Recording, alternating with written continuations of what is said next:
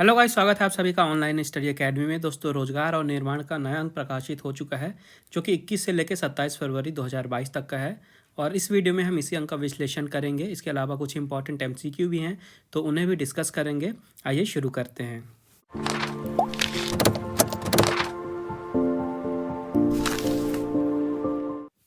तो सबसे पहले यहाँ पे कुछ एमसीक्यू दिए हुए हैं जो कि मध्य प्रदेश के सामान्य अध्ययन के हैं। तो आइए इन्हें सॉल्व करते हैं। पहला क्वेश्चन है, मध्य प्रदेश में अनुसूचित जाति के लिए आरक्षित लोकसभा क्षेत्रों की संख्या कितनी है? तो ये है 4। 4 इसका राइट आंसर है। इसके बाद है, भोपाल को जिला बनाने के पूर्व यह किस जिले की एक तहसील थी? तो इसका आंसर है सीहोर। इसके बाद है, निम्न में से किस जिले से होकर कर्क रेखा नहीं गुजरती है? ध्यान से सुनिएगा, किस जिले से कर्क रेखा नहीं गुजरती है पूछ रहा है। तो छिंदवाड़ा से कर्क रेखा नहीं गुजरती है। इसके अलावा राजगढ़, सीहोर और दमोह यहाँ से गुजरती है। नेक्स्ट है, एशिया का प्रथम एवं विश्व का तीसरा लेजर अनुसंधान केंद्र कहाँ स्थित है? तो ये स्थित है इंदौर में। फिर है, गोमटगिरी नामक जैन तीर्थ स्थल कहाँ पर स्थित है? तो ये है इंदौर में। नेक्स्ट है, माढ़ा की गुफाएं कहाँ स्थित हैं? तो ये सिंगरौली में हैं। अगला है, मध्य प्रदेश विभाजन के दौरान कितने जिले छत्तीसगढ़ में शामिल किए गए थे? तो 16 जिले छत्तीसगढ़ में शामिल किए गए थे विभाजन के बाद। इसके बाद वर्तमान विदिशा को प्राचीन जनपद में किस नाम से जाना जाता था? तो इसे दशाण के नाम से जाना जाता था। इसके बाद है, निम्न में से किसके द्वारा सांची स्मारकों की खोज की गई थी? तो इसका आंसर है जनरल टेलर। फिर है, पनगुराड़िया शिलालेख किस जिले में स्थित है? पानगुराड़िया जो शिलालेख है ये कहाँ पे स्थित है ये पूछा जा रहा है। तो ये स्थित है सीहोर में। फिर है, सुपिया अभिलेख कहाँ पर स्थित है? तो ये रीवा में है। इसके बाद है, विद्वशाल भंजिका की रचना किसके द्वारा की गई थी? तो इसकी रचना की गई थी राजशेखर के द्वारा। इसके बाद है, मदन वर्मन किस वंश का शासक था? तो ये चंदेल वंश का शासक था। फिर है, पुरातात्विक स्थल एरण किस जिले में स्थित है? तो ये सागर में स्थित है। फिर है, चरण पादुका नरसंहार का संबंध किस स्थान से है? तो इसका संबंध है छतरपुर से। इसके बाद है, झंडा सत्याग्रह का प्रारंभ मध्य प्रदेश में किस स्थान से किया गया था? तो मध्य प्रदेश के जबलपुर से इसकी शुरुआत की गई थी। इसके बाद है, उदयगिरी की अधिकतर गुफाओं का संबंध किस काल से है? तो अधिकतर गुफाएं जो है गुप्त काल से संबंधित हैं। फिर है, कमाल मौला मस्जिद कहाँ स्थित है? तो ये धार में स्थित है। नेक्स्ट है, सम्रांगढ़ सूत्राधार के रचयिता कौन हैं? तो इसके रचयिता है राजा भोज। फिर है, खेरला का किला कहाँ स्थित है? तो ये है बैतूल में। इसके बाद है, किस किले को मध्य प्रदेश का जिब्राल्टर कहा जाता है? तो मध्य प्रदेश का जिब्राल्टर कहा जाता है ग्वालियर के किले को। फिर है, चित्तौड़ के त्रिभुवन मंदिर का निर्माण किसने करवाया था? तो इसका निर्माण कराया था राजा भोज ने। फिर है, स्वतंत्रता सेनानी एवं उनसे संबंधित स्थलों में से कौन सा सुमेलित नहीं है? तो यहाँ पे सादत खान और सागर ये सही सुमेलित नहीं है। फिर है, मालवा के पठार की सबसे ऊंची चोटी का नाम क्या है? तो इसका नाम है सिगार। फिर है, टेपा समारोह का आयोजन कहाँ किया जाता है? तो इसका आयोजन होता है उज्जैन में। नदियों एवं उनके उद्गम स्थलों के संबंध में कौन सा असत्य है? तो देखिए, जो ताप्ती नदी और इटारसी होशंगाबाद है ये पेयर यहाँ पे गलत दिया हुआ है। फिर है, राज्य में ऋतु वेधशाला कहाँ स्थित है? तो ये इंदौर में है। इसके बाद है, चूलिया जलप्रपात किस नदी पर स्थित है? तो ये चंबल नदी पर है चूलिया जलप्रपात। नेक्स्ट है, विदिशा किस नदी के किनारे स्थित है? तो ये है वेतवा के किनारे। फिर है, देनबा, मालिनी, कालीभीत किस नदी की सहायक नदियां हैं? तो ये तवा नदी की सहायक नदियां हैं। इसके बाद है, मध्य प्रदेश में सर्वाधिक सिंचाई किस किस माध्यमों से की जाती है? तो मध्य प्रदेश में जो सिंचाई है ये सबसे ज़्यादा कुएं एवं नलकूप के माध्यम से की जाती हैं। इसके बाद है, जवाहर सागर बांध किस नदी घाटी परियोजना के अंतर्गत बनाया गया था? तो ये चंबल नदी घाटी परियोजना के अंतर्गत बनाया गया था। इसके बाद है, सिवनी जिले के परसवाड़ा पठार के किस नदी का उद्गम होता है? तो यहाँ से वैनगंगा का उद्गम होता है। फिर है, मोहनपुरा बृहद सिंचाई परियोजना का संबंध किस जिले से है? तो राजगढ़ से इसका संबंध है। इसके बाद है, बाणसागर परियोजना किस नदी पर आधारित है? तो ये सोन नदी पर आधारित है बाणसागर परियोजना। इसके बाद है, सैलाना अभ्यारण्य कहाँ स्थित है? तो ये रतलाम में स्थित है। नेक्स्ट है, मध्य प्रदेश में कुल कितने बायोस्फीयर रिजर्व क्षेत्र हैं? तो मध्य प्रदेश में कुल 3 बायोस्फीयर रिजर्व क्षेत्र हैं। इसके बाद है, मध्य प्रदेश में वनों का राष्ट्रीयकरण कब किया गया था? तो 1970 में किया गया था वनों का राष्ट्रीयकरण। नेक्स्ट है मध्य प्रदेश में कुल कितने वन वृत्त हैं? तो टोटल 16 वन वृत्त हैं मध्य प्रदेश में। फिर है निम्न में से कौन सा सही सुमेलित नहीं है? तो यहाँ पे देखिए एक तरफ अभ्यारण्य है, दूसरी तरफ स्थान दिया गया है, तो जो बगदरा और मंडला वाला पेयर है ये यहाँ पे सही सुमेलित नहीं है। इसके बाद है मध्य प्रदेश को कुल कितने कृषि जलवायु क्षेत्रों में बांटा गया है? तो मध्य प्रदेश को कुल 11 कृषि जलवायु क्षेत्रों में बांटा गया है। और आखिरी क्वेश्चन है दलहन अनुसंधान केंद्र कहाँ स्थित है? तो ये अमलाहा में स्थित है, जो कि सीहोर में है। आगे यहाँ पे देखिए भारतीय संवैधानिक शासन प्रणाली एवं अर्थव्यवस्था पे कुछ क्वेश्चन हैं, इन्हें देख लेते हैं। तो पहला क्वेश्चन है अखिल भारतीय महासंघ स्थापित करने का प्रावधान निम्नलिखित में से किस अधिनियम के अंतर्गत किया गया था? तो इसका राइट आंसर है भारत सरकार अधिनियम 1935। फिर है प्रांतीय स्वायत्तता किस अधिनियम के अंतर्गत आई? तो इसका आंसर है 1935। फिर है केंद्र में द्वैध शासन प्रणाली किस अधिनियम के अंतर्गत आई? तो इसका आंसर है भारत शासन अधिनियम 1919। फिर है भारत की संविधान सभा के गठन का आधार निम्नलिखित में से क्या था? तो इसका आंसर है कैबिनेट मिशन। फिर है संविधान सभा के गठन की मांग 1895 में सर्वप्रथम किसके द्वारा प्रस्तुत की गई थी? तो इसका आंसर है बाल गंगाधर तिलक। अगला क्वेश्चन है भारत का संविधान निम्नलिखित में से कब लागू हुआ था? तो इसका राइट आंसर है 26 जनवरी 1950। फिर है भारतीय संविधान सभा में महिला सदस्य कितनी थीं? तो इसका राइट आंसर है 15। फिर है भारतीय संविधान सभा के प्रथम दिन के अधिवेशन की अध्यक्षता निम्नलिखित में से किसके द्वारा की गई थी? तो इसका राइट आंसर है डॉक्टर सच्चिदानंद सिन्हा। फिर है भारतीय संविधान सभा द्वारा राष्ट्रीय ध्वज की रूपरेखा को कब स्वीकार किया गया था? तो इसका आंसर है 22 जुलाई 1947। फिर है भारतीय संविधान की आत्मा निम्नलिखित में से किसे कहा जाता है? तो इसका राइट आंसर है प्रस्तावना। फिर है कौन सा शब्द भारतीय संविधान की प्रस्तावना में नहीं है? तो इसका राइट आंसर है लोक कल्याण। फिर है भारतीय संविधान की प्रस्तावना में परिवर्तन किस संशोधन अधिनियम के अंतर्गत किए गए थे? तो इसका सही जवाब है 42वां संशोधन अधिनियम 1976। अगला क्वेश्चन है भारतीय संविधान का अभिभावक निम्नलिखित में से किसे माना गया है? तो इसका राइट आंसर है सर्वोच्च न्यायालय को। फिर है बैंकों का राष्ट्रीयकरण प्रथम बार कब हुआ था? तो जो बैंक है इनका राष्ट्रीयकरण प्रथम बार हुआ था 1969 में। फिर है निम्नलिखित में से भारतीय संविधान का उद्देश्य क्या नहीं है? तो इसका राइट आंसर है साम्यवादी राज्य। नेक्स्ट है संसद की अवधारणा किस देश से भारतीय संविधान में ली गई है? तो जो संसद की अवधारणा है ये भारतीय संविधान में इंग्लैंड से लिया गया है। फिर है राज्य के नीति निदेशक तत्व निम्नलिखित में से किस संविधान से लिए गए हैं? तो इसका राइट आंसर हो जाएगा आपका आयरलैंड के संविधान से। फिर है भारतीय संविधान में वर्तमान में निम्नलिखित में से कितनी अनुसूचियां हैं? तो इसका राइट आंसर हो जाएगा 12। इसके बाद है दल बदल से संबंधित अनुसूची निम्नलिखित में से कौन सी है? तो इसका राइट आंसर है 10वीं। फिर है सर्वोच्च न्यायालय के न्यायाधीश पर महाभियोग चलाने की प्रक्रिया प्रावधान किस अनुच्छेद के अंतर्गत वर्णित है? तो इसका राइट आंसर है अनुच्छेद 124। इसके बाद है डॉक्टर भीमराव अंबेडकर के अनुसार भारतीय संविधान का सबसे महत्वपूर्ण अनुच्छेद निम्नलिखित में से कौन सा है? तो इसका राइट आंसर है अनुच्छेद 32। फिर है भारतीय संविधान में मूल अधिकार किस देश के संविधान द्वारा लिए गए हैं? तो इसका राइट आंसर है संयुक्त राज्य अमेरिका। नेक्स्ट है मौलिक अधिकारों को लागू करने का दायित्व निम्नलिखित में से किस पर है? तो इसका राइट आंसर है आपका उच्चतम न्यायालय पर और उच्च न्यायालय पर, ये दोनों ही इसका राइट आंसर है, यानी कि आ और बा दोनों। फिर है भारतीय संविधान के अनुच्छेद 17-18 में क्या वर्णित है? तो इसका राइट आंसर हो जाएगा आपका सामाजिक समता। फिर है उच्चतम न्यायालय द्वारा किस मामले के अंतर्गत स्वीकार किया गया था कि मौलिक अधिकारों में संशोधन नहीं किया जा सकता? तो इसका राइट आंसर है गोलकनाथ मामला। फिर है कैदी को न्यायालय के समक्ष प्रस्तुत कराने के लिए किस रिट की आवश्यकता होती है? तो इसका राइट आंसर है बंदी प्रत्यक्षीकरण। फिर है ग्राम पंचायत का गठन निम्नलिखित में से किस अनुच्छेद के अंतर्गत वर्णित है? तो इसका राइट आंसर है अनुच्छेद 40। फिर है निम्नलिखित को सुमेलित कीजिए। तो पहला है अनुच्छेद 41, फिर अनुच्छेद 44, अनुच्छेद 48 और अनुच्छेद 51। तो देखिए जो अनुच्छेद 41 है ये संबंधित है काम करने का अधिकार से। फिर है अनुच्छेद 44, ये संबंधित है सामान्य नागरिक संहिता से।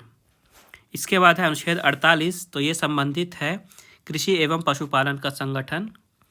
और इसके बाद है अनुच्छेद 51, जो कि संबंधित है अंतर्राष्ट्रीय शांति व सुरक्षा से। तो सही क्रम है 2, 1, 3, 4, यानी कि ऑप्शन नंबर ए। फिर भारतीय नागरिकों के मूल कर्तव्य का वर्णन निम्नलिखित में से किस अनुच्छेद के अंतर्गत किया गया है? तो इसका राइट आंसर है अनुच्छेद 51 का। फिर है किस संविधान संशोधन के अंतर्गत मूल कर्तव्यों को सम्मिलित किया गया था? तो इसका राइट आंसर है 42वां संविधान संशोधन 1976। फिर है भारतीय संसद के बारे में निम्नलिखित में से क्या गलत है?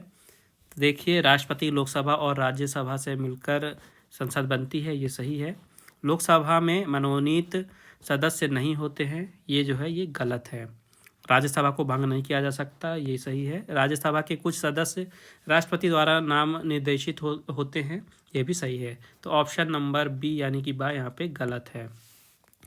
ठीक है, अगला क्वेश्चन है यहाँ पे, संसद की संयुक्त सदन की बैठक की अध्यक्षता निम्नलिखित में से किसके द्वारा की जाती है? तो इसका राइट आंसर है लोकसभा अध्यक्ष। फिर है भारत की संचित निधि के धन निर्गम पर निम्नलिखित में से किसका नियंत्रण है?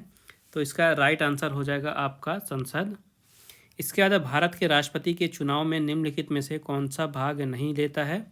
तो इसका राइट आंसर हो जाएगा राज्यसभा, ये होता है। लोकसभा ये भी होता है और विधानसभा ये होता है। जो विधान परिषद है ये भाग नहीं लेता है। ठीक है, तो भारत के राष्ट्रपति के चुनाव में विधान परिषद जो है ये भाग नहीं लेता है। इसके बाद अगला क्वेश्चन है, राज्यसभा का सभापति निम्नलिखित में से कौन होता है? तो इसका आंसर है उपराष्ट्रपति। अगला क्वेश्चन है, निम्नलिखित को सुमेलित कीजिए। तो देखिए, प्रथम पंचवर्षीय योजना है, द्वितीय पंचवर्षीय योजना है, तृतीय पंचवर्षीय योजना है और चतुर्थ पंचवर्षीय योजना है। तो इसे हमें सही सुमेलित करना है। तो देखिए, जो प्रथम पंचवर्षीय योजना है ये आपका रिलेटेड है सामुदायिक विकास से। ठीक है, इसके बाद है द्वितीय पंचवर्षीय योजना, तो ये रिलेटेड है आपका तीव्र औद्योगिकीकरण से। इसके बाद है तृतीय पंचवर्षीय योजना, तो ये रिलेटेड है आपका आधारभूत उद्योगों का विकास से। और इसके बाद है चतुर्थ पंचवर्षीय योजना, ये रिलेटेड है आपका स्वावलंबन की प्राप्ति व स्थिरता के साथ विकास से। तो सही क्रम है 3, 1, 2, 4, यानी कि option number A. Option number A आपका राइट आंसर है। फिर अब भारत में कृषि जोतों का उपविभाजन एवं अपखंडन का कारण क्या है? तो इसका राइट आंसर है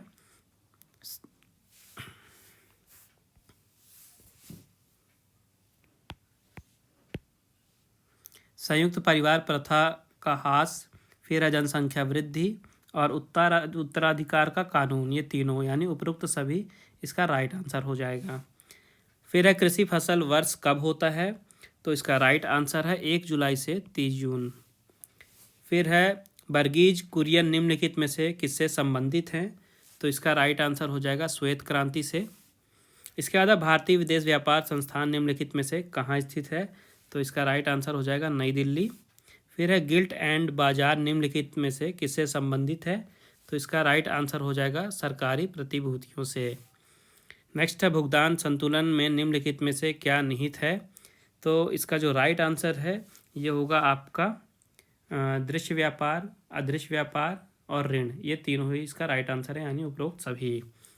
फिर है केंद्र एवं राज्य के मध्य वित्तीय विवादों का निपटारा निम्नलिखित में से कौन से संस्था करती है? तो इसका राइट आंसर हो जाएगा वित्त आयोग।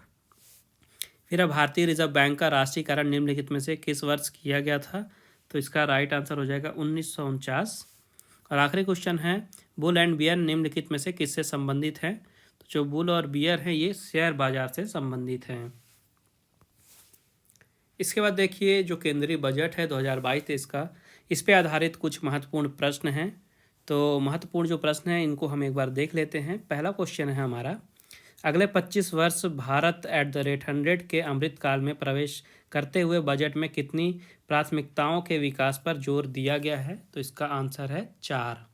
ठीक है, कौन कौन से? पीएम गति शक्ति, सामयिक विकास, उत्पाद संवर्धन, सनराइज अवसर, ऊर्जा संक्रमण और जलवायु कार्य, और चौथा है निवेश को वित्तीय मदद। तो आंसर इसका 4 होगा।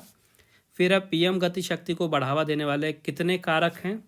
तो इसका आंसर है 7। 7 कौन कौन से हैं? सड़क, रेल मार्ग, हवाई मार्ग, विमानपत्तन, माल परिवहन, जल मार्ग और लॉजिस्टिक अवसंरचना। इसके बाद है वर्ष 2022-23 में कितने स्थानों पर मल्टी मॉडल लॉजिस्टिक पार्क बनाने के लिए पीपीपी प्रारूप में कार्य होगा? तो इसका आंसर है 4। फिर आगामी 3 वर्ष में कितनी उत्कृष्ट वंदे भारत रेलगाड़ियों का निर्माण प्रस्तावित है? तो इसका आंसर है 400। नेक्स्ट है आगामी 3 वर्षों में मल्टी मॉडल लॉजिस्टिक के लिए कितने पीएम गतिशक्ति कार्गो टर्मिनल विकसित होंगे? तो इसका आंसर है 100। फिर 2022-23 में कितनी रोपवे परियोजनाओं को प्रारंभ करने का प्रस्ताव दिया गया है? तो इसका आंसर है 8। इसके बाद किसान ड्रोन का उपयोग किया जाएगा कहाँ कहाँ पे? तो देखिए, फसलों के आंकलन के लिए, भूमि रिकॉर्ड के डिजिटलीकरण के लिए यानी कि डिजिटाइजेशन के लिए, फिर है कीटनाशकों एवं पोषक तत्वों के छिड़काव के लिए। तो तीनों इसका राइट आंसर है उपरोक्त सभी। फिर है बजट 2022-23 के अनुसार आपूर्तिकर्ताओं और कार्य ठेकेदारों के लिए अप्रत्यक्ष लागत को कम करने हेतु बैंक गारंटी के एक विकल्प के रूप में प्रतिभू बॉन्डों को सरकारी क्रय में स्वीकार बनाया जाएगा। इन प्रतिभू बॉन्डों को जारी करने की रूपरेखा कौन बनाएगा? तो इसकी रूपरेखा बनाई जाएगी IRDAI के द्वारा। IRDAI के द्वारा। फिर है वाइब्रेंट विलेज कार्यक्रम के अंतर्गत किस क्षेत्र के ग्रामों का विकास करना प्रस्तावित है? तो यहाँ पे उत्तरी सीमावर्ती गांव इसका राइट आंसर हो जाएगा। यहाँ के ग्रामों का विकास करना प्रस्तावित है इस वाइब्रेंट विलेज कार्यक्रम के अंतर्गत। फिर है आकांक्षी जिला कार्यक्रम कितने जिलों में सक्रिय है? तो इसका आंसर है 112। इसके बाद है आगामी वित्तीय वर्ष में प्रधानमंत्री आवास योजना के तहत कितने लाख मकान बनाए जाएंगे? तो इसका आंसर है 80। फिर है हर घर नल से जल के अंतर्गत कितने परिवार इस वर्ष लाभान्वित होंगे? तो इसका आंसर है 3.8 करोड़ घर। फिर अनुसूचित वाणिज्यिक बैंकों द्वारा कितने जिलों में डिजिटल बैंकिंग इकाइयों का गठन किया जाएगा? तो इसका आंसर है 75। फिर है वित्तीय समावेशन को बढ़ाने के लिए कितने लाख डाकघरों को 2022 में 100% कोर बैंकिंग प्रणाली में लाया जाएगा? तो इसका आंसर है 1.50 लाख डाकघरों को 2022 में 100% कोर बैंकिंग प्रणाली में लाया जाएगा। इसके बाद ई पासपोर्ट कब से जारी किया जाना प्रस्तावित है? तो 2022-23 से ही ई पासपोर्ट को जारी किया जाएगा। फिर वर्ष 2022-23 में सकल घरेलू उत्पाद का कितने प्रतिशत राजकोषीय घाटा अनुमानित किया गया है? तो इसका आंसर है 6.4%। नेक्स्ट है वर्ष 2022-23 में पूंजी परिव्यय सकल घरेलू उत्पाद का कितने प्रतिशत रहने का अनुमान है? तो इसका आंसर है 2.9%। फिर है चालू वित्तीय वर्ष यानी 2021-22 में संशोधित राजकोषीय घाटा जीडीपी का कितने प्रतिशत अनुमानित है? तो इसका आंसर है 6.9%।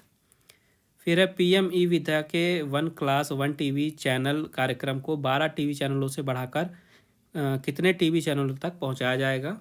तो इसको 12 से बढ़ा के 200 टीवी चैनलों तक पहुंचाया जाएगा। इसके बाद है वर्ष 2022-23 में विज्ञान और गणित की शिक्षा के लिए स्किलिंग ई लैब्स की स्थापना की जाएगी। इनकी संख्या कितनी होगी? तो इनकी संख्या होगी 75। इसके बाद वर्ष 2022-23 में 15वें वित्त आयोग की सिफारिशों के अनुसार राज्य घरेलू उत्पाद का अधिकतम कितने प्रतिशत राजकोषीय घाटा रह सकता है? इसका आंसर है 4।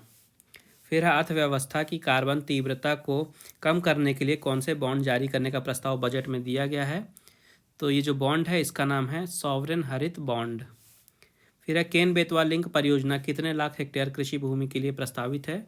तो 9.8 लाख हेक्टेयर कृषि भूमि के लिए प्रस्तावित है ये।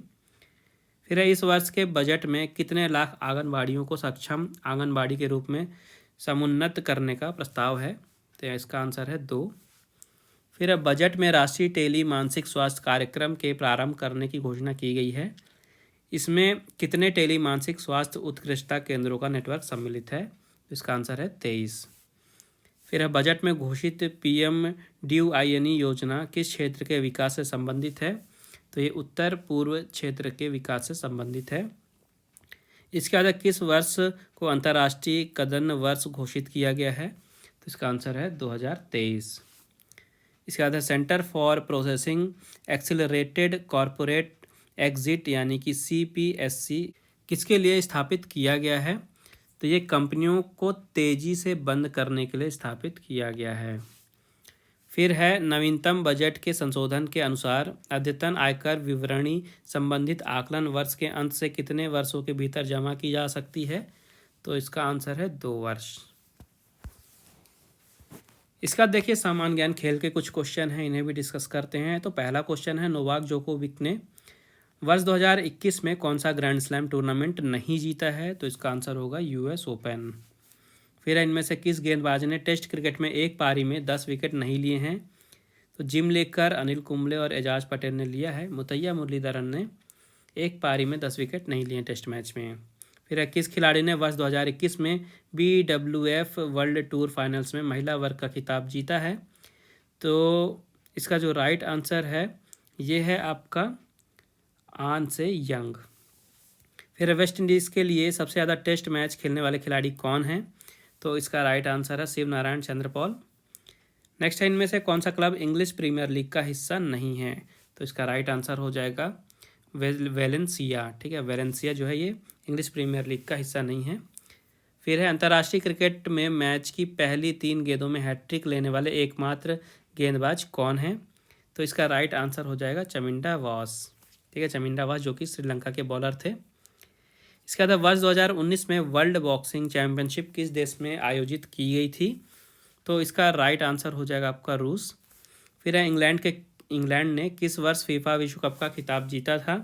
तो इसका राइट आंसर हो जाएगा वर्ष 1966 में। फिर है, नीदरलैंड ने कितनी बार FIH हॉकी वर्ल्ड कप का खिताब जीता है? तो इसका राइट आंसर हो जाएगा 3 बार। फिर है, महिला वर्ल्ड स्नूकर चैंपियनशिप 2019 में चैंपियन कौन बनी थी? तो इसका राइट आंसर हो जाएगा रीनी इवांस। फिर वर्ष 2021 में किस खिलाड़ी ने लंदन मैराथन रेस जीती है? तो इसका राइट आंसर हो जाएगा सिसे लेमा। इसके बाद पहली बार शीतकालीन ओलंपिक खेल किस वर्ष आयोजित हुए थे? तो इसका राइट आंसर हो जाएगा वर्ष 1924 में। इसके बाद है, वर्ष 2019 में किस टीम ने विजय हजारे ट्रॉफी पर कब्जा जमाया था? तो इसका राइट आंसर हो जाएगा कर्नाटक। फिर है, वर्ष 2020 में वियना ओपन में पुरुष एकल वर्ग में चैंपियन कौन बने थे? तो इसका राइट आंसर हो जाएगा आंद्रे रूबलेव।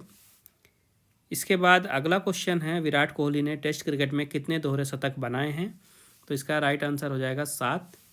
फिर है, इंग्लैंड इनमें से किस वर्ष रग्बी वर्ल्ड कप का विजेता बना है? तो इसका राइट आंसर हो जाएगा वर्ष 2003।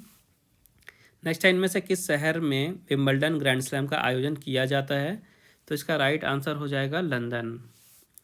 इसके बाद है, इनमें से कौन सा खिलाड़ी निशानेबाजी से संबंधित नहीं है? तो जो सौरभ घोषाल हैं ये निशानेबाजी से संबंधित नहीं है। फिर भारत ने कितनी बार ICC अंडर 19 वर्ल्ड कप पर कब्जा जमाया है? तो इसका राइट आंसर है 5 बार। फिर टोक्यो ओलंपिक में किस देश ने टेबल टेनिस में सबसे ज़्यादा स्वर्ण पदक जीते हैं? तो इसका राइट आंसर हो जाएगा चीन। फिर भारत में आयोजित होने वाली प्रतियोगिता बेटन कप किस खेल से संबंधित है? जो बेटन कप है ये संबंधित है हॉकी से। फिर रियो ओलंपिक 2016 में किस महिला पहलवान ने कांस्य पदक जीता था? तो इसका राइट आंसर हो जाएगा साक्षी मलिक। फिर सुब्रत पॉल किस खेल में भारत का प्रतिनिधित्व करते हैं? तो इसका राइट आंसर हो जाएगा फुटबॉल। फिर किस देश के नाम सबसे ज़्यादा वनडे मैच खेलने का रिकॉर्ड है? तो इसका राइट आंसर हो जाएगा भारत। भारत ने अभी हाल ही में अपना 1000वां वनडे मैच खेला था। फिर वर्ष 2004 में किस देश ने यूरो कप का खिताब जीता था? तो इसका राइट आंसर हो जाएगा ग्रीस। आगे देखिए, यहाँ पे भारतीय संविधान और राज्य व्यवस्था से रिलेटेड कुछ क्वेश्चन है, इन्हें भी डिस्कस कर लेते हैं। तो पहला क्वेश्चन है, निम्नलिखित पर विचार कीजिए। प्रांतीय स्वायत्तता, प्रांतों में द्वैध शासन और संघीय व्यवस्था। तो उपरोक्त में से कौन से भारत शासन अधिनियम 1935 के संदर्भ में सही है? तो यहाँ पे देखिए जो पहला और तीसरा है, यानी कि प्रांतीय स्वायत्तता और संघीय व्यवस्था, ये भारत शासन अधिनियम 1935 के संदर्भ में सही हैं। इसके बाद निम्नलिखित में से कौन सा कथन सही नहीं है? पहला कथन है, भारत शासन अधिनियम 1935 के प्रावधानों के अनुरूप वर्मा को भारत से अलग कर दिया गया था। दूसरा कथन है, भारत शासन अधिनियम 1935 में भारत के लिए एक लिखित संविधान का प्रावधान किया गया था। तो हमें बताना है कि कौन सा कथन सही नहीं है। तो देखिए जो दूसरा कथन है ये गलत है, पहला कथन सही है, दूसरा कथन गलत है। इसके बाद भारत शासन अधिनियम 1935 को किसके दास्ता का एक नया अधिकार पात्र कहा गया था? तो इसका राइट आंसर है जवाहरलाल नेहरू। फिर है भारत शासन अधिनियम 1919 के संबंध में निम्नलिखित कथनों पर विचार कीजिए। पहला कथन है इसके तहत केंद्र में द्वैध शासन प्रणाली प्रारंभ हुई। दूसरा कथन है इसके तहत लोक सेवा आयोग का गठन किया गया। तीसरा कथन है इस समय इंग्लैंड के प्रधानमंत्री लॉर्ड जॉर्ज थे। तो बताना है कि कौन सा कथन सत्य है इनमें से। तो यहाँ पे देखिए जो दूसरा और तीसरा कथन है ये सत्य है, पहला कथन गलत है। इसके बाद 1935 के अधिनियम द्वारा स्थापित संघ की अवशिष्ट शक्तियाँ किसको दी गई हैं? तो इसका राइट आंसर है गवर्नर जनरल को।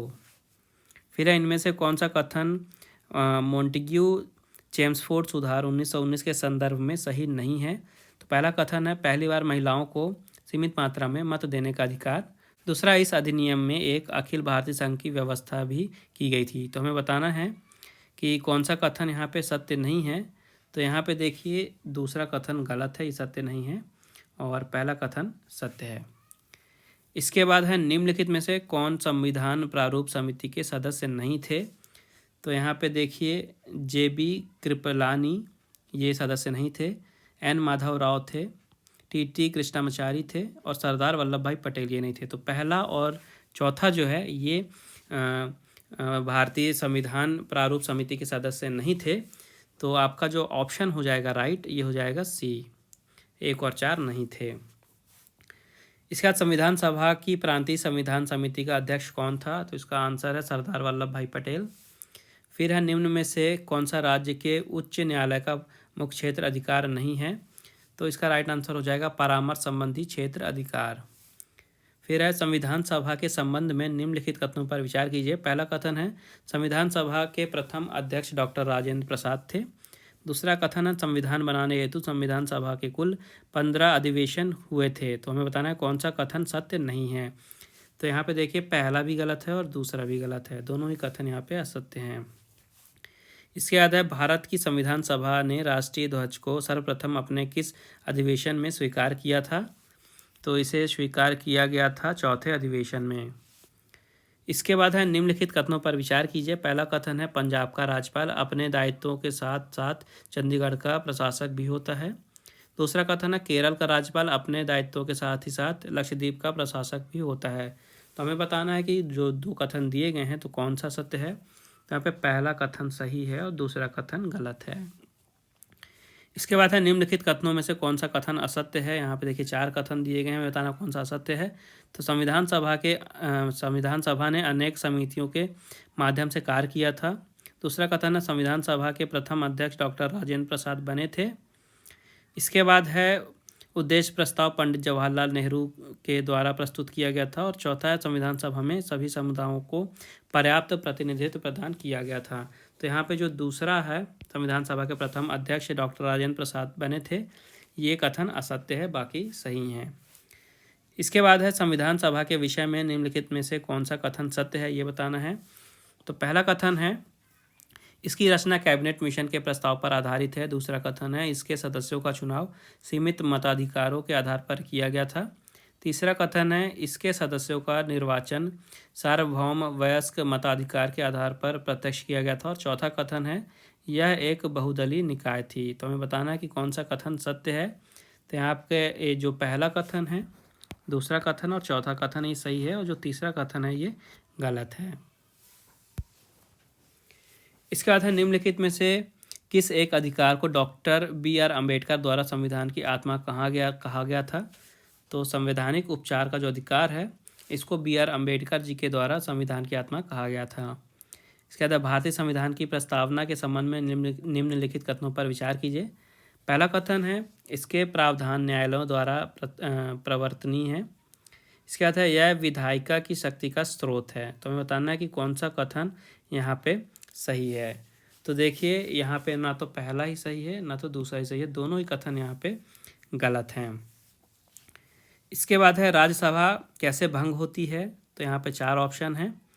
तो सभापति का कार्यकाल पूरा होने पर, राष्ट्रपति 5 वर्ष बाद भंग करते हैं, लोकसभा के साथ स्वतः भंग हो जाती है। तो इनमें से कोई भी ऑप्शन आपका सही नहीं है। जो राज्यसभा है ये इन तीनों ही ऑप्शन के द्वारा भंग नहीं होती है, इसलिए आपका आंसर हो जाएगा उपरोक्त में से कोई नहीं। फिर है भारतीय संविधान की प्रस्तावना के संदर्भ में निम्नलिखित में से कौन सा कथन सही है। पहला कथन है यह पंडित नेहरू के उद्देश्य प्रस्ताव पर आधारित है। दूसरा है यह संविधान का अंग नहीं है। तीसरा कथन है इसका संशोधन केवल एक बार किया गया है। तो हमें बताना है कि कौन सा कथन सही है। तो यहाँ पे देखिए पहला और तीसरा कथन सही है, जबकि जो दूसरा कथन है ये गलत है। इसके बाद भारत के संविधान के अनुच्छेद 371 खा में निम्न राज्य में से किसके लिए विशेष उपबंध का प्रावधान किया गया है। तो इसका राइट आंसर है असम। फिर है निम्नलिखित कथनों पर विचार कीजिए। पहला कथन है संसद किसी राज्य की सीमा, क्षेत्र या नाम में परिवर्तन उसके सहमति के बिना नहीं कर सकती। दूसरा कथन है संसद राज्यों की सीमा, क्षेत्र या नाम में परिवर्तन विशेष विधायी प्रक्रिया द्वारा ही कर सकती है। तो हमें बताना है कि सही उत्तर कौन सा है इनमें से, यानी कि कौन सा कथन सही है। तो देखिए जो पहला कथन है ये भी गलत है और दूसरा कथन ये भी गलत है, दोनों ही कथन यहाँ पे गलत हैं। और आखिरी क्वेश्चन है भारतीय संसदीय प्रणाली ब्रिटिश संसदीय प्रणाली से इस बात से भिन्न है कि भारत में वास्तविक और नाम मात्र दोनों प्रकार की कार्यपालिका है, सामूहिक उत्तरदायित्व की प्रणाली है, द्विसदनीय विधायिका है और न्यायिक पुनरावलोकन की प्रणाली है। तो यहाँ पे ऑप्शन नंबर डी आपका राइट आंसर है, न्यायिक पुनरावलोकन की प्रणाली है। इसलिए जो भारतीय संसदीय प्रणाली है ये ब्रिटिश संसदीय प्रणाली से भिन्न है। इसके बाद यहाँ पे कुछ और क्वेश्चन दिए हुए हैं जनरल नॉलेज के, तो आइए इसे देखते हैं। सबसे पहले है डी देवलालीकर जी का संबंध कला के किस विधा से था। तो इनका संबंध था चित्रकला से। इसके बाद है पन्ना राष्ट्रीय उद्यान को प्रोजेक्ट टाइगर के में किस वर्ष में सम्मिलित किया गया था। तो 1994 इसका राइट आंसर है। फिर है मध्य प्रदेश में कुड़प्पा क्रम की चट्टानें कहाँ पाई जाती हैं। तो इसका आंसर है छिंदवाड़ा। फिर है कुंवर चैन सिंह मध्य प्रदेश के किस क्षेत्र से संबंधित थे। तो इसका आंसर है नरसिंहगढ़। फिर है मोहिनी अट्टम किस राज्य का लोक नृत्य है। तो ये केरल का लोक नृत्य है मोहिनी अट्टम। फिर है फीफा का मुख्यालय कहाँ पर है। तो ये मुख्यालय है फीफा का ज्यूरिख में, ठीक है। ज्यूरिख कहाँ है, स्विट्जरलैंड में। फिर है मानव शरीर का ऐसा कौन सा अंग है जिसकी कोशिकाओं में पुनर्निर्माण की क्षमता होती है। तो इसका आंसर है लीवर। फिर है प्रकाशिक तंतु किस सिद्धांत पर कार्य करता है। तो ये पूर्ण आंतरिक परावर्तन पे कार्य करता है, यानी कि टोटल इंटरनल रिफ्लेक्शन पे। फिर है पारायुक्त जल पीने से कौन सा रोग होता है। तो ये होता है मिनी माता जो रोग होता है ये पारायुक्त जल पीने से होता है। फिर है पौधों की वृद्धि को नियंत्रित करने वाला हार्मोन कौन सा है। तो यह है ऑक्सिन्स, ठीक है, ऑक्सिन्स इसका राइट आंसर है। फिर है मानव शरीर में पित्त रस का स्रावरण कहाँ से होता है। तो ये होता है यकृत से। इसके बाद मनुष्य में कितने जोड़ी मेरुरज्जु तंत्रिकाएं पाई जाती हैं। तो इसका आंसर है 31 जोड़ी। फिर है सिलिकॉन वैली किस हेतु विख्यात है। तो ये विख्यात है सॉफ्टवेयर व कंप्यूटर उद्योग हेतु। फिर है गमोट संबंधित है किससे। तो जो गमोट है ये समुद्री पर्वतों से संबंधित है। इसके बाद है जोग जलप्रपात किस नदी पर अवस्थित है। तो ये अवस्थित है शरावती नदी पे। फिर है यूनेस्को का मुख्यालय कहाँ पे है। तो यूनेस्को का मुख्यालय है पेरिस, फ्रांस में। फिर है कांदरिया महादेव मंदिर का निर्माण निम्नलिखित में से कौन से शासकों द्वारा किया गया था। तो इसका निर्माण कराया गया था चंदेल शासकों द्वारा। फिर है रिकेट्स नामक बीमारी कौन से विटामिन की कमी से होती है। तो ये विटामिन डी की कमी से होती है। इसके बाद पोलियो वैक्सीन के आविष्कारक कौन थे। तो पोलियो वैक्सीन के आविष्कारक थे जॉनस ई साल्क। फिर है दल बदल से संबंधित प्रावधानों का उल्लेख भारतीय संविधान की कौन सी अनुसूची में है। तो ये 10वीं अनुसूची में है। फिर है सुब्रतो मुखर्जी कप किस खेल हेतु प्रदान किया जाता है। तो ये फुटबॉल हेतु प्रदान किया जाता है सुब्रतो मुखर्जी कप। फिर है मुस्कान किरार का संबंध किस खेल से है। तो इनका संबंध है तीरंदाजी से। फिर है सर्वोच्च न्यायालय को रिट निकालने की शक्ति किस अनुच्छेद द्वारा प्रदान की गई है। तो इसका आंसर है 32वें अनुच्छेद द्वारा। फिर है सुपर मून चंद्रमा की किस स्थिति को कहा जाता है। तो ये कहा जाता है जब चंद्रमा पृथ्वी के जब सबसे निकट होता है, ठीक है। तो चंद्रमा जब पृथ्वी के सबसे निकट होता है तब उसे सुपर मून चंद्रमा कहा जाता है। फिर है zero mile freedom park metro station का उद्घाटन महाराष्ट्र के कौन से शहर में किया गया है? तो इसका आंसर है नागपुर। इसके बाद है 2021 ग्लोबल मैन्युफैक्चरिंग रिस्क इंडेक्स के अनुसार विश्व स्तर पर सबसे आकर्षक मैन्युफैक्चरिंग हब की सूची में भारत का स्थान कौन सा है? तो भारत है दूसरे नंबर पे। फिर है रक्त दाब मापने के यंत्र का नाम क्या है? तो इसे कहा जाता है स्फाइगनोमैनोमीटर। स्फाइगनोमैनोमीटर। फिर है निम्न में से कौन सा ऊतक पौधों को कठोर एवं मजबूत बनाता है? तो इसका राइट आंसर हो जाएगा स्क्लेरेन्काइमा ऊतक। फिर है भारत में निम्न में से कौन सा अधिनियम वन्यजीवों के संरक्षण प्रदान करता है, वन्यजीवों को संरक्षण प्रदान करता है? तो इसका आंसर हो जाएगा वन्यजीव संरक्षण अधिनियम 1972। इसके बाद देख लेते हैं पिछले हफ्ते की कुछ न्यूज़। तो यहाँ पे जो आपका आरोग्य सेतु ऐप था जो कि कोविड में काफ़ी ज़्यादा यूज़फुल था, जहाँ पे आप अपने वैक्सीनेशन का सर्टिफिकेट डाउनलोड कर सकते थे, बुकिंग कर सकते थे, नज़दीकी जो टीकाकरण के केंद्र थे उसके बारे में इंफॉर्मेशन ले सकते थे। तो ये जो आरोग्य सेतु ऐप था इसको आयुष्मान भारत डिजिटल मिशन का हिस्सा बना लिया गया है रिसेंट में। तो याद रखिएगा, आरोग्य सेतु ऐप को आयुष्मान भारत डिजिटल मिशन का हिस्सा बनाया गया रिसेंट में। इसके बाद यहाँ पे देखिए, केंद्रीय सामाजिक न्याय और अधिकारिता मंत्री डॉक्टर वीरेंद्र कुमार जी ने नई दिल्ली में वंचित लोगों की आजीविका और उद्यम की सहायता के लिए एक योजना लॉन्च की है। ये जो योजना है इसका आपको नाम याद रखना है। योजना को नाम दिया गया है स्माइल। ठीक है, योजना का नाम सबसे ज़्यादा इंपॉर्टेंट है, योजना का नाम आपको याद रखना है स्माइल। इसके बाद यहाँ पे 15 फरवरी की न्यूज़ है। यहाँ पे इसरो ने 3 नए उपग्रह अंतरिक्ष में स्थापित किए हैं। तो इसरो यानी कि Indian space and research organisation, भारतीय अंतरिक्ष अनुसंधान संगठन ने ये अपने इस वर्ष के पहले ही मिशन के तहत धरती की निगरानी करने वाले सैटेलाइट EOS-04 और इसके साथ ही 2 छोटे अन्य सैटेलाइट को सफलतापूर्वक अंतरिक्ष कक्ष में स्थापित किया है। तो आपको जो मेन सैटेलाइट है EOS-04 इसका नाम याद रखना है। इसके बाद अभी रिसेंट में ही केंद्र सरकार ने चाइनीज़ मोबाइल ऐप्स के खिलाफ बड़ी कार्रवाई की है और यहाँ पे फिर से 54 चीनी मोबाइल ऐप पर प्रतिबंध लगा दिया गया है। इसके बाद यहाँ पे 16 फरवरी की न्यूज़ है। यहाँ पे कनाडा की न्यूज़ बताई जा रही है कि यहाँ पे पिछले 50 वर्षों में पहली बार आपातकाल लागू किया गया है। तो कनाडा के प्रधानमंत्री जस्टिन ट्रूडो ने कनाडा में आपातकाल एक्ट लागू कर दिया है और ऐसा किया गया है देश में कोरोना की जो महामारी है इससे संबंधित जो पाबंदियां हैं और वैक्सीनेशन की अनिवार्यता के खिलाफ चल रहे ट्रक ड्राइवरों के प्रदर्शन को संभालने के लिए। इसके बाद यहाँ पे एक और न्यूज़ है। तो भारत ने संयुक्त राष्ट्र चयन सहायता और मूल्यांकन टीम 2022-24 के लिए यहाँ पे 69 सदस्यीय पैनल का चयन किया है। 17 फरवरी की न्यूज़ है। यहाँ पे मोटरसाइकिल पर छोटे बच्चों की जो सुरक्षा है इसके लिए नए नियम अधिसूचित किए गए हैं।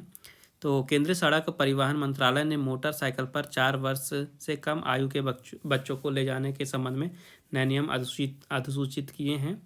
तो अगर आपकी बाइक में कोई बच्चा है जिसकी उम्र 4 वर्ष या उससे कम है तो उनको हेलमेट और सुरक्षा बेल्ट का यूज़ करना अनिवार्य कर दिया गया है। इसके साथ ही आपकी जो बाइक स्पीड है ये 40 किलोमीटर पर आवर से ज़्यादा नहीं होनी चाहिए, 40 किलोमीटर पर आवर से कम होनी चाहिए। ये जो नए नियम है ये 1 अक्टूबर 2022 से लागू होंगे। इसके बाद यहाँ पे एक इम्पॉर्टेंट डे है, इसे डिस्कस कर लेते हैं। तो देखिए 20 फरवरी को मनाया जाता है विश्व सामाजिक न्याय दिवस यानी कि world day of social justice. कब मनाया जाता है? 20 फरवरी को। इस साल की इसकी थीम आपको याद रखनी है। थीम है achieving social justice through formal employment. ठीक है, achieving social justice through formal employment यानी कि औपचारिक रोजगार के माध्यम से सामाजिक न्याय प्राप्त करना। तो क्या क्या इंपॉर्टेंट है यहाँ पे? डे का नाम world day of social justice यानी कि विश्व सामाजिक न्याय दिवस। कब मनाया जाता है? 20 फरवरी को। और इस साल की theme achieving social justice through formal employment. इसके बाद एक और इम्पॉर्टेंट डे है जो कि 21 फरवरी को मनाया जाता है। ये है अंतर्राष्ट्रीय मातृभाषा दिवस। ठीक है, अंतर्राष्ट्रीय मातृभाषा दिवस यानी कि इंटरनेशनल मदर लैंग्वेज डे। कब मनाया जाता है? 21 फरवरी को। तो पूरी दुनिया भर में जो अलग अलग मातृभाषाएं बोली जाती हैं इनके अस्तित्व को बचाए रखने के उद्देश्य से सन 2000 में संयुक्त राष्ट्र के संगठन यूनेस्को ने पहली बार 21 फरवरी को अंतर्राष्ट्रीय मातृभाषा दिवस को घोषित किया था। ठीक है, कब घोषित किया गया था? सन 2000 में। ये याद रखिएगा, यूनेस्को के द्वारा मनाया कब जाता है? 21 फरवरी को अंतर्राष्ट्रीय मातृभाषा दिवस। इसके बाद देखते हैं चर्चा में कौन कौन रहे हैं। तो सबसे पहले हैं प्रोफेसर शांति श्री। तो ये जेएनयू की पहली महिला कुलपति बनी है। इम्पोर्टेंट न्यूज़ है। क्यों है? क्योंकि ये पहली महिला कुलपति बनी है अभी हाल ही में जेएनयू की। तो प्रोफेसर शांति श्री धूलीपुड़ी, ठीक है, शांति श्री धूलीपुड़ी पंडित इनका पूरा नाम है। और ये अभी हाल ही में जेएनयू की पहली महिला कुलपति बनी है। इनका कार्यकाल 5 साल का होगा यहाँ पे। इसके बाद लंदन की न्यूज़ है। यहाँ पे एक बोटेनिकल गार्डन में फैंटेसी रेस्टोरेंट शुरू किया गया है। आगे देखते हैं रोबोडॉग्स। तो अमेरिका और मेक्सिको के बीच में जो बॉर्डर है, यहाँ पे सिक्योरिटी बढ़ाने के लिए अमेरिका ने यहाँ पे रोबोट डॉग्स जो हैं, जिन्हें रोबोडॉग्स कहा गया है, इनको तैनात करेंगे। अमेरिका ने ऐसा न्यूज़ दिया है। इसके बाद है वर्जिन गैलेक्टिक। तो ये एक स्पेसशिप है जिसके द्वारा जो आम लोग हैं ये भी अंतरिक्ष की सैर कर सकेंगे। और इसका किराया रखा गया है 3.5 करोड़ रुपए।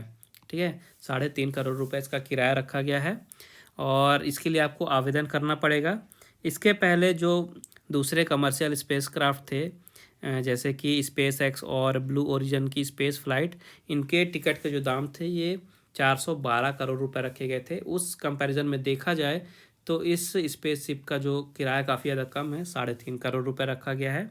नाम है इसका वर्जिन गैलेक्टिक। फिर है यहाँ पे professor M Jagdish Kumar. Professor M Jagdish Kumar ये यूजीसी के अध्यक्ष बने हैं। ये जेएनयू के कुलपति थे प्रोफेसर एम जगदीश कुमार। इनको विश्वविद्यालय अनुदान आयोग यानी कि यूजीसी का नया अध्यक्ष नियुक्त किया गया है। और इन्हीं की जगह जेएनयू की महिला कुलपति बनी है, पहली महिला कुलपति प्रोफेसर शांति श्री धूलीपुड़ी पंडित जी।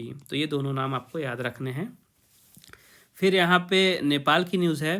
तो यहाँ पे विश्व विरासत में शामिल एक मंदिर था नेपाल में, यूनेस्को की विश्व विरासत स्थल में शामिल मंदिर जो था, इसका नाम था बसंतपुर दरबार स्क्वायर। ठीक है, बसंतपुर दरबार स्क्वायर का जो मंदिर था ये फिर से आकार ले रहा है। एक्चुअली में हुआ क्या था कि 2015 में जब यहाँ पे भीषण भूकंप आया था, उस समय ये मंदिर तबाह हो गया था। और इसके बाद अभी रिसेंट में ही फिर से बताया जा रहा है कि ये जो सांस्कृतिक विरासत है ये फिर से आकार ले रहा है। इसके बाद मार्क वैंडे हैं। तो इन्होंने हाल ही में अंतरिक्ष में 300 दिन पूरे किए हैं। तो नासा ने अभी न्यूज़ दी है कि 9 अप्रैल 2021 को इंटरनेशनल स्पेस स्टेशन पहुंचे उनके अंतरिक्ष यात्री मार्क वैंडे। इन्होंने 300 दिन पूरे कर लिए हैं स्पेस में। इसके बाद ब्रिटेन की न्यूज़ है। यहाँ पे क्वीन का एक स्मृति चिन्ह है, इनको गलत स्पेलिंग के साथ छाप दिया गया। तो ब्रिटेन की जो महारानी है एलिजाबेथ द्वितीय, इनके 70 साल के शासन को दर्शाने के लिए यहाँ पे स्मृति चिन्ह बना था, जिसमें जुबली को गलती से जुबली में मतलब डबल ई की जगह वाई लिख दिया गया था और ये मिस स्पेलिंग हुआ था। इस कारण से ये न्यूज़ में दिखाया गया अभी। इसके बाद अंजलि यादव हैं न्यूज़ में, इनको ग्लोबल अवार्ड मिलेगा। तो बिहार की हैं ये अंजलि यादव। इनको American association of cancer research ने वर्ष 2022 के प्रतिष्ठित ग्लोबल स्कॉलर अवार्ड के लिए चुना है। नाम क्या है? अंजलि यादव। इसके बाद एक डॉक्यूमेंट्री है छोटी सी जिसका नाम है writing with fire. Writing with fire ये डॉक्यूमेंट्री का नाम है और ये भारतीय महिलाओं की कहानी है। एक छोटी सी डॉक्यूमेंट्री है। इसका ऑस्कर के लिए नामांकन किया गया है और ये ऑस्कर पुरस्कार की दौड़ में बनी हुई है। राइटिंग विथ फायर आपको नाम याद रखना है। फिर इसके बाद ऑस्ट्रेलिया की न्यूज़ है। यहाँ पे ऑस्ट्रेलिया के पिलवारा में पृथ्वी की सबसे पुरानी चट्टानें मिली हैं। ठीक है, कहाँ पे? पिलवारा में। तो पृथ्वी की सबसे पुरानी चट्टानें हैं। इनकी जो उम्र है ये लगभग 3.45 अरब साल पुराना है ये। ठीक है, 3.45 अरब साल पुरानी चट्टानें हैं और कहाँ पे पाई गई हैं? ऑस्ट्रेलिया के पिलवारा में। आगे यहाँ पे हैं एरिक लैंडर। ये अमेरिकी विज्ञान सलाहकार थे और हाल ही में इन्होंने अपने पद से इस्तीफा दिया है, एरिक लैंडर। फिर यहाँ पे देखिए एक और न्यूज़ है। यहाँ पे दिल्ली से लंदन के बीच में बस सेवा शुरू की गई है। तो अत्याधुनिक सुविधाओं से युक्त एक लग्जरी बस है। इसको जल्द ही दिल्ली से लंदन तक के लिए शुरू किया जाएगा और ये जो बस सेवा है ये 46 साल बाद शुरू होगी। तो इसका जो पैकेज होगा ये लगभग 15 लाख रुपए का होगा। इसके बाद यहाँ पे अटल सुरंग है। यहाँ पे इसको वर्ल्ड बुक ऑफ रिकॉर्ड में दर्ज किया गया है। तो दुनिया की सबसे लंबी अटल सुरंग को आधिकारिक तौर पर अब वर्ल्ड बुक ऑफ रिकॉर्ड द्वारा 10,000 फीट से ऊपर दुनिया की सबसे लंबी राजमार्ग सुरंग के रूप में प्रमाणित किया गया है। तो अटल सुरंग याद रखना आपको, न्यूज़ में बनी हुई है। आगे यहाँ पे कुछ स्मृति शेष देख लेते हैं। तो जो टेलीविज़न सीरियल था महाभारत, इसमें जो भीम जी का जिन्होंने किरदार निभाया था प्रवीण, इनका हाल ही में निधन हो गया है। तो जो भीम बने थे प्रवीण कुमार सोबती, इनका हाल ही में 74 वर्ष की आयु में निधन हो गया है। फिर इसके बाद आज़ाद हिंद फौज के सिपाही थे हीरा सिंह जी, हाल ही में इनका भी 96 वर्ष की आयु में निधन हो गया है। इसके बाद शास्त्रीय गायक पंडित दामोदर जी, इनका पूरा नाम है पंडित दामोदर होता, तो इनका भी हाल ही में 87 वर्ष की आयु में निधन हो गया है। उड़ीसा के मशहूर शास्त्रीय गायक थे ये। इसके बाद एक और इम्पोर्टेंट नाम है यहाँ पे, HIV का पता लगाने वाले फ्रांसीसी वैज्ञानिक जो थे लुक मोंटाग्नियर, इनका नाम था लुक मोंटाग्नियर। इनका हाल ही में निधन हो गया है और काफ़ी ज़्यादा इम्पोर्टेंट है ये, क्योंकि HIV का इन्होंने ही पता लगाया था। फ्रांस से बिलोंग करते थे ये लुक मोंटाग्नियर, इनका नाम आपको याद रखना है। इसके बाद खेल चर्चा पे थोड़ी नज़र डाल लेते हैं। तो यहाँ पे जूनियर बैडमिंटन रैंकिंग में तस्नीम नंबर 1 बनी है। तो भारत की नवोदित बैडमिंटन खिलाड़ी हैं जिनका नाम है तस्नीम मीर। इन्होंने एक तरह से इतिहास रच दिया है। इनकी उम्र 16 वर्ष है और ये जूनियर बैडमिंटन रैंकिंग में नंबर 1 बन गई हैं। इसके बाद IPL 2022 की नीलामी बात करते हैं। तो IPL यानी कि इंडियन प्रीमियर लीग, आप सभी को पता है, इसकी हाल ही में नीलामी हुई थी जिसमें 2 नई टीम जोड़ी गई हैं और इस सत्र के सबसे महंगे खिलाड़ी बने हैं ईशान किशन।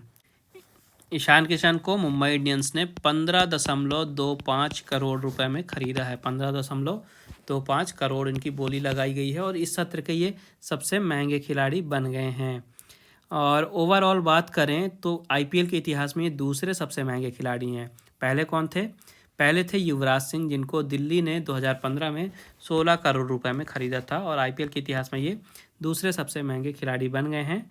तो इस साल नीलामी में लगभग 108 खिलाड़ियों को 1 करोड़ रुपए से ज़्यादा कीमत मिली है। नीलामी में 10 खिलाड़ी ऐसे रहे जिन्हें 10 करोड़ रुपए से अधिक राशि मिली। और इसके बाद बात करते हैं, दूसरे नंबर पे रहे हैं दीपक चाहर, ठीक है। तो 15.25 करोड़ में खरीदे गए हैं ईशान किशन। भारतीय खिलाड़ियों की बात करें तो वहीं दूसरे नंबर पे चेन्नई सुपर किंग्स ने दीपक चाहर को 14 करोड़ रुपए में खरीदा है। इसके अलावा विदेशी खिलाड़ियों में बात करते हैं तो लिविंगस्टन, इंग्लैंड के खिलाड़ी हैं लियाम लिविंगस्टन, इनको 11.5 करोड़ रुपए में खरीदा गया है। किस टीम ने खरीदा इन्हें? इन्हें खरीदा है राजस्थान रॉयल्स ने। तो ये कुछ नाम हैं जिसे आपको याद रखने हैं। इसके बाद यहाँ पे ICC ने महिला क्रिकेट विश्व कप की जो इनामी राशि थी इसको बढ़ा दिया है। तो पहले जो इनामी राशि थी इसको दोगुना करने की घोषणा कर दी गई है। अभी रिसेंट में ICC ने कहा है कि मार्च में जो आयोजित होने वाला है इस साल महिला विश्व कप, उसमें विजेता को $13,20,000 की इनामी राशि दी जाएगी। आगे बात करते हैं, यहाँ पे कैस्पर रूड ने अर्जेंटीना ओपन का खिताब जीता है। तो नॉर्वे के अनुभवी खिलाड़ी हैं ये कैस्पर रूड, इन्होंने अर्जेंटीना ओपन टेनिस टूर्नामेंट का खिताब अपने नाम किया है। इसके बाद यहाँ पे कनाडा की महिला टीम ने यहाँ पे आइस हॉकी में स्वर्ण पदक जीता है। तो कनाडा की जो महिला आइस हॉकी की टीम है इन्होंने बीजिंग विंटर ओलंपिक में स्वर्ण पदक अपने नाम किया रिसेंट में, ये आपको याद रखना है। इसके बाद अभी रिसेंट में ही भारत और श्रीलंका के बीच में सीरीज़ शुरू होने वाली है, इसके लिए शेड्यूल जारी किया गया है और जो सीरीज़ शुरू होगी ये 24 फरवरी से शुरू होगी भारत और श्रीलंका के बीच में। इसके बाद यहाँ पे ICC का जो प्लेयर ऑफ द मंथ का अवार्ड है इसे देख लेते हैं। तो ये इस महीने में जो अवार्ड दिए गए हैं ये जनवरी 2022 के लिए अवार्ड दिए गए हैं। और पुरुषों में बात करते हैं तो दक्षिण अफ्रीका के युवा बल्लेबाज हैं कीगन पीटरसन। पुरुषों में कीगन पीटरसन बने हैं प्लेयर ऑफ द मंथ जनवरी 2022 के लिए। और महिला वर्ग में बात करें तो इंग्लैंड की महिला क्रिकेट टीम की कप्तान हैं हीथर नाइट, इन्होंने जीता है महिला वर्ग में प्लेयर ऑफ द मंथ का अवार्ड। तो पुरुषों में है कीगन पीटरसन और महिला में है हीथर नाइट और अवार्ड है जनवरी 2022 के लिए। इसके बाद यहाँ पे FIH प्रो लीग की बात करते हैं जो कि हॉकी का टूर्नामेंट है, अभी रिसेंट में चल ही रहा है। तो भारत का यहाँ पे जो प्रदर्शन है काफ़ी अच्छा है, रिसेंट में चल ही रहा है। तो अभी ये रिसेंट की न्यूज़ है कि भारत ने FIH प्रो लीग में दक्षिण अफ्रीका को हराया है। इसके बाद यहाँ पे एक और न्यूज़ है, ओलंपिक चैंपियन है गैटलिन, इन्होंने संन्यास लिया है। तो अमेरिका के ये दिग्गज एथलीट थे जस्टिन गैटलिन, इन्होंने अभी हाल ही में संन्यास लेने की घोषणा कर दी है। इसके बाद यहाँ पे फीफा क्लब विश्व कप की बात करते हैं, तो ये एक इम्पॉर्टेंट टूर्नामेंट है। तो यहाँ पे जो अलग अलग देश में फीफा के क्लब होते हैं उनका विश्व कप होता है। तो चेल्सी ने इस साल का टूर्नामेंट जीता है फीफा क्लब विश्व कप, और ये पहली बार हुआ है जबकि चेल्सी ने इस टूर्नामेंट को जीता है। तो चेल्सी पहली बार चैंपियन बनी है, इस कारण से ये क्वेश्चन जो है इम्पोर्टेंट हो जाता है। जो मैच है ये आबू धाबी में खेला गया था और चेल्सी ने हराया किसे है?